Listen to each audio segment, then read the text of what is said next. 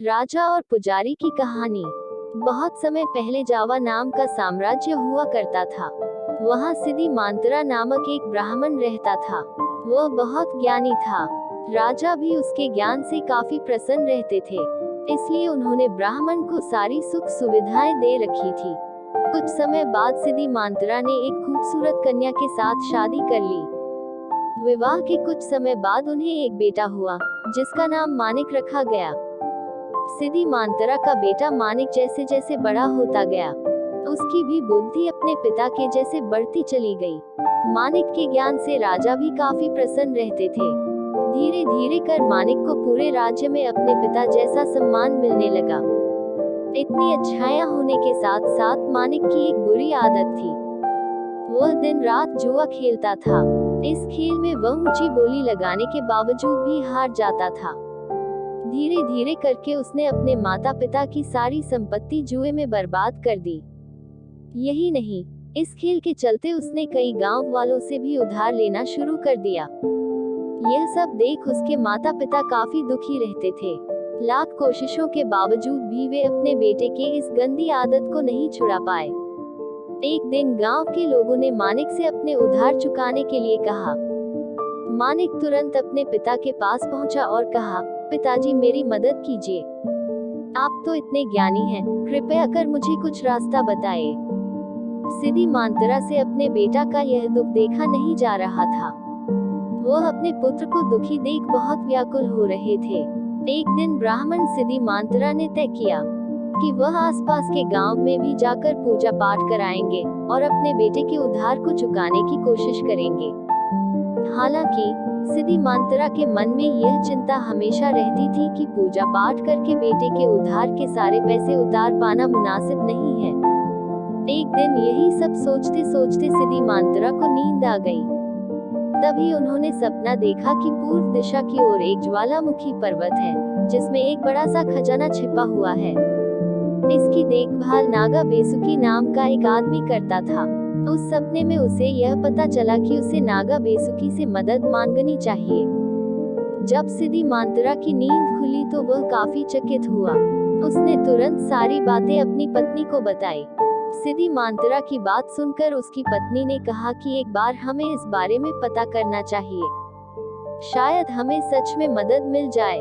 उसने कहा, चलिए हम दोनों साथ चलते हैं। आखिरकार हमारे लाड प्यार ने मानिक को बिगाड़ा है। सिद्धि मांत्रा अपनी पत्नी की बात से राजी हो गया। अगली सुबह दोनों उस पर्वत की ओर जाने के लिए निकल पड़े। ज्वालामुखी पर्वत की ओर जाते समय सिद्धि मांत्रा और उसकी पत्नी दोनों को कई तरह के कष्ट झेलने पड़े, लेकिन उन्होंने सभी तकलीफों को सहन किया और अंत में उस पर्वत के पास पहुंचे। वहां पहुंचकर ब्राह्मण ने मंत्र पढ़ते हुए घंटी बजानी शुरू कर दी।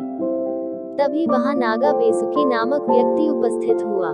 सिद्धि मांत्रा और उसकी पत्नी ने झुककर नागा बेसुकी को प्रणाम किया और अपनी परेशानी बताई। नागा बेसुकी शांत होकर उनकी बातें सुन रहा था। उसे पता था कि ब्राह्मण सिद्धि मांत्रा बहुत ज्ञानी और भगवान के बहुत बड़े भक्त हैं। वह अपने पुत्र के कारण काफी कष्ट में है, इसलिए नागा बेसुकी ने उनकी मदद के लिए अपने शरीर का एक हिस्सा झाड़ा, जिससे ढेर सारा धन, जेवर और सिक्के की बरसात होने लगी। इसके बाद नागा बेसुकी ने सिद्धि मांत्रा से कहा, हे ब्राह्मण, आप अपनी जरूरत के हिसाब से धन ले जाएं।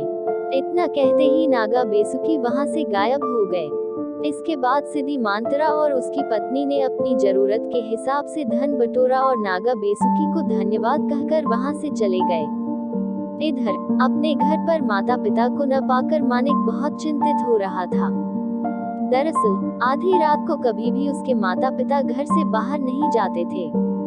उसे डर था कि उसके माता पिता उसके कारण किसी मुसीबत में न फंस गए हो, क्योंकि उन्होंने उसे वचन दिया था कि जब तक वे उसके उधार चुकाने के लिए कोई व्यवस्था न कर ले वह घर नहीं लौटेंगे। तभी अचानक दरवाजे पर खटखट की आवाज सुनाई दी। मानिक दौड़कर दरवाजा खोलने पहुंचा। उसने देखा कि उसके माता पिता लौट आए थे। यह देख वह बहुत खुश हुआ। उसने तुरंत उनसे पूछा कि वे कहाँ गए थे, लेकिन उन्होंने मानिक के प्रश्न को टाल दिया और उससे दूसरी बात करने लगे। अगली सुबह उन्होंने मानिक को ढेर सारा धन दिया और कर्ज चुकाने के लिए कहा। अपने माता पिता के पास इतना सारा धन देखकर मानिक को काफी आश्चर्य हुआ। उसने उनसे पूछा कि इतना सारा धन कहाँ से आया, लेकिन उन्होंने उसे कुछ नहीं बताया। अंत में मानिक को अपनी गलती का एहसास हुआ और उसने अपने माता पिता से माफी मांगी और उन्हें वचन दिया कि वह अब दोबारा ऐसी गलती नहीं करेगा। इसके साथ ही वह अपने पिता के साथ पूजा पाठ में जुट गया। इस कहानी से हमें यह सीख मिलती है कि हर किसी को अपनी गलतियों को सुधारने का मौका मिलना चाहिए, क्योंकि जो अपनी गलती सुधार लेता है वही एक अच्छा इंसान बनता है।